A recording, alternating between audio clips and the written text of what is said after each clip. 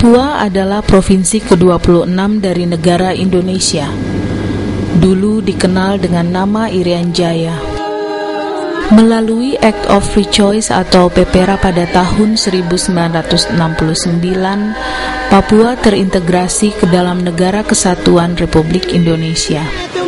Karena desakan gerakan rakyat Papua yang terus menentang ketidakadilan, pengurasan sumber daya alam dan status politik Papua, pemerintah Indonesia memberikan status otonomi khusus kepada Provinsi Papua melalui Undang-Undang Nomor 21 Tahun 2001. Pembangunan dalam kerangka otonomi khusus di tanah Papua diharapkan dapat memberi manfaat nyata bagi kami orang asli Papua, agar hak-hak hidup kami terpenuhi dan kami menjadi berdaya di atas tanah kami sendiri.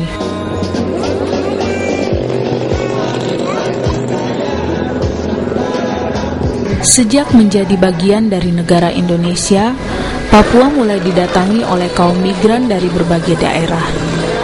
Mereka datang sebagai pedagang dan pegawai negeri. Pada masa itu pula, Presiden Soeharto mencanangkan program transmigrasi secara besar-besaran ke Irian Jaya. Sejak itu, pertumbuhan penduduk di Papua semakin meningkat. Para pendatang mulai mengambil peran dalam berbagai aspek kehidupan, terutama di bidang ekonomi. 35 tahun lebih, kami orang Papua seakan hanya menjadi penonton.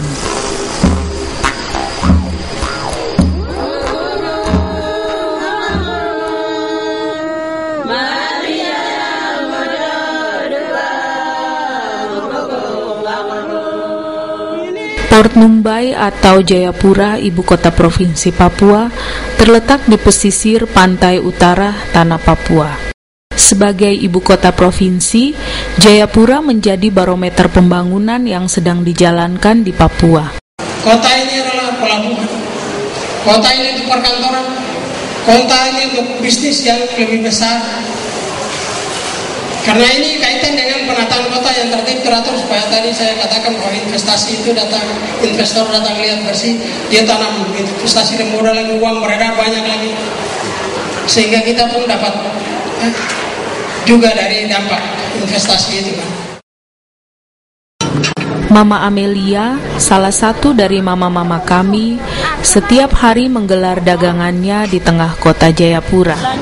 Sejak pukul 5 pagi, Mama Amelia sudah berangkat ke pasar pagi untuk menggelar dagangannya.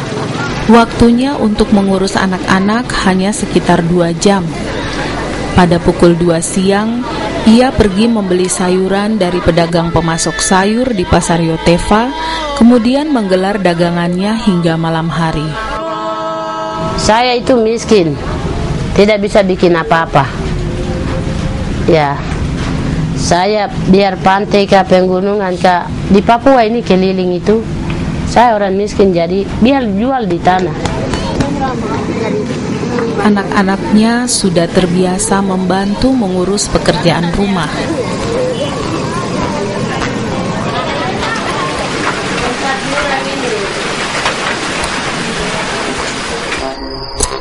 Anak-anak saya berapa? 5 anak, terus anak angkat 2. Saya punya suami belum pegawai. Ya, dia parkir, dia cari makan di mana saja dia berada itu.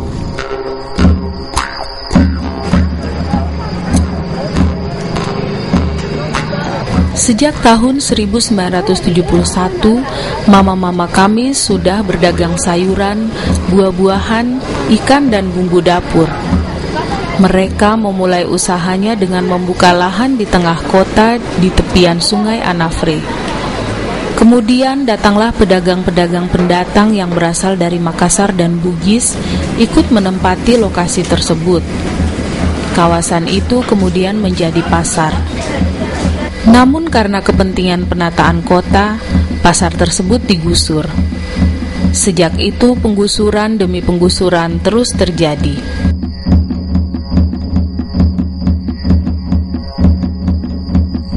Perjuangan hidup mama-mama kami tidak mendapat cukup perlindungan dari pemerintah.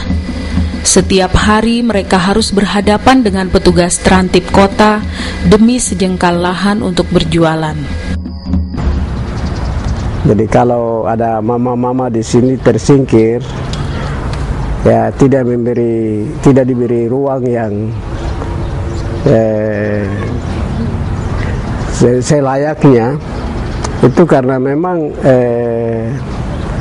ideologi pembangunan ya dan kebijakannya di lapangan itu memang bias pendatang ya, dalam arti bahwa semua kebijakan itu pembangunan itu dibuat di Jakarta. Karena kita mau kemana, kita tempat halaman di situ, kebun di situ, jadi kita mau makan apa? Kan pemerintah mereka kasih makan kita itu boleh. Itu semua ibu-ibu itu pikiran itu saja mereka pegang.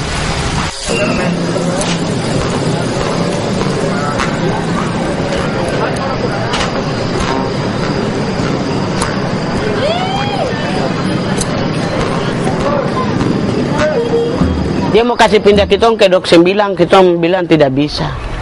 Kota saja begini, apalagi kasih pindah ke sana, ke ujung sana, tidak bisa. Baru pokoknya jantung kota adalah kota, itu sudah. Tidak bisa bawa ke ujung sana, bawa ke ujung sini. Jantung kota ini sudah. Jadi tetap jantung kota itu mesti ada pasar. Pasar Yotefa adalah pasar yang dibangun pemerintah kota sebagai pasar sentral di kota Jayapura. Ke pasar inilah mama-mama kami harus pindah. Tetapi di pasar ini, para pedagang asli Papua yang berdagang di sana tidak mendapat tempat yang layak. Mereka terpaksa berjualan di sepanjang jalan pasar atau di lapangan tanah. Orang Papua, orang di pinggir tidak dapat tempat, jadi saya jualan di sini supaya besok Bapak Gubernur letak kasih tempat. Kita ini bisa pindah di Yotefa, tapi kita punya tempat tinggal di Jayapura. Terus kami tinggal di sana. Kami tinggal di mana? Kita yang biasa jualan itu kita ambil dari situ di Yotefa. Kami punya tempat beli di situ tuh, masa beli di situ jual di situ, siapa yang mau beli? Kita kan cari hidup, kita punya anak-anak sekolah begini.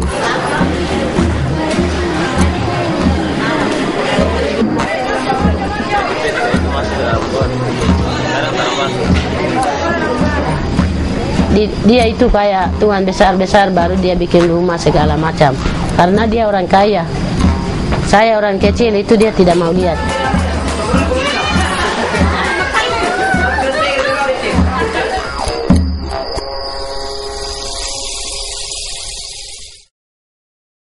Keadaan mama-mama di Jayapura, yaitu mungkin satu pemandangan kecil yang dia dapat menceritakan keseluruhan daripada hidup perempuan-perempuan Papua di seluruh pelosok tanah Papua ini.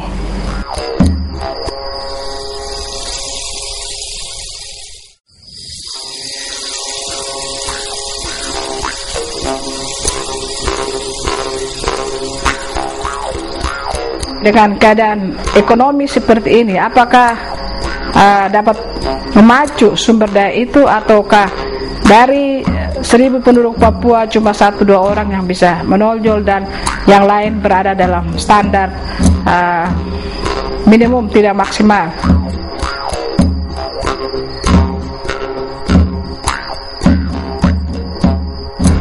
Ukuran kesejahteraan satu masyarakat itu yang menjadi barometernya itu masyarakat bawah. Kalau masyarakat bawah ini cukup sejahtera, artinya ada makanan yang bergizi, mereka bisa makan, mereka bisa kesehatannya bisa diperhatikan, terawat, kalau sakit ada kemungkinan berobat, lalu pendidikan anak-anaknya bisa dijamin. Kalau begitu masyarakat, kalau ada di masyarakat bawah, ini tanda bahwa masyarakat mulai sejahtera.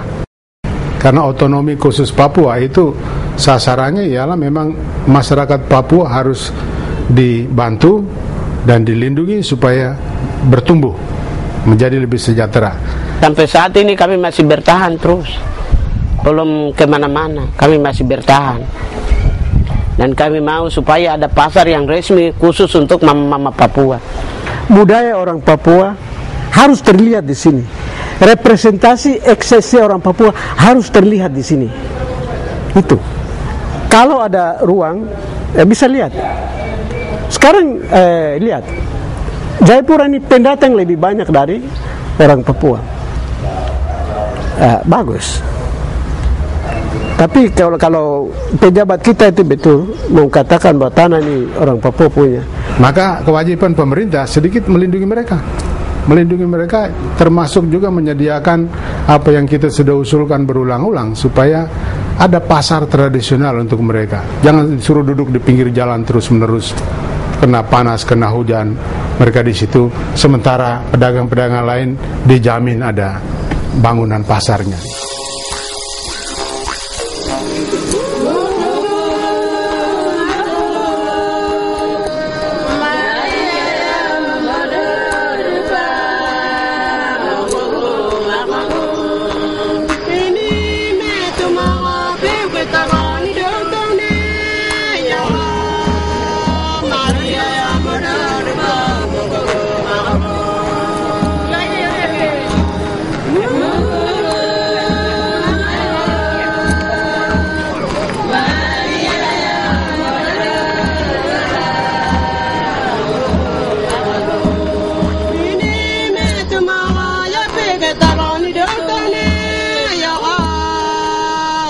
Maria,